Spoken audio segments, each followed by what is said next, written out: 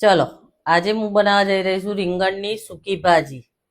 હું કઈ રીતે બનાવું છું એ તમને બતાવું, અને એના હાથે હાથે બીજી બે રેસીપી હું બનાવવાની છું એ બી તમને બતાવું. ચલો ચલો, રીંગણની સૂકી ભાજી બનાવવા મેં કઢાઈ મૂકી દીધી છે અને અંદર નાખું છું હું 4 ચમચા તેલ. પેલો આપણું તેલ ગરમ થઈ ગયું છે. અહીંયા મેં લીધી છે 2 લસણની કળી, જે આવી રીતે કાપી નાખી છે એ તેલમાં નાખી દઈએ. હવે 1 ચમચી જીરું નાખું છું.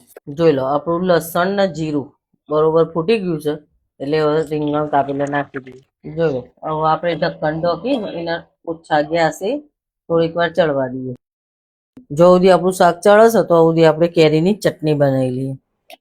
તો મેં એક કેરી લીધી છે અહીંયા ધોઈને, હવે અંદર નાખતો થોડોક ગોળ, અડધી થી અડધી ચમચી લાલ મરચું અને થોડુંક નમક, અડધી ચમચી જેટલું આખું જીરું. બસ પાણી નાખ્યા વગર પીસી લેવાનું. ચલો, આપણી ચટણી પીસાઈને થઈ ગઈ તૈયાર. ચલો જોઈ લઈએ આપણો રીંગણ ચડી ગયો હશે કે નહીં. ચલો, આપણો રીંગણ બધો ચડી ગયો હશે. હવે એના અંદર આપણે મસાલો કરી દઈએ.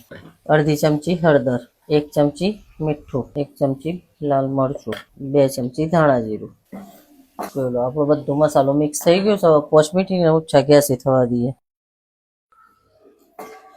જોઈ લો, આપણું શાક બનીને થઈ ગયું તૈયાર. હવે ઉપર નાખી દઈએ થોડાક લીલા ધાણા. જોઈ લો, આપણી રીંગણની સૂકી ભાજી, કેરીની ચટણી અને રોટી તૈયાર છે. કેને કેના રીંગણ ફેવરેટ છે અને કોનો કોનો ભાવ છે એ જરા મને કમેન્ટ કરજો. જુઓ, એ રીંગણની સૂકી ભાજી, કેરીની ચટણી અને રોટીના હાથે હાથે મેં બનાવ્યું છે આટાનો શીરો.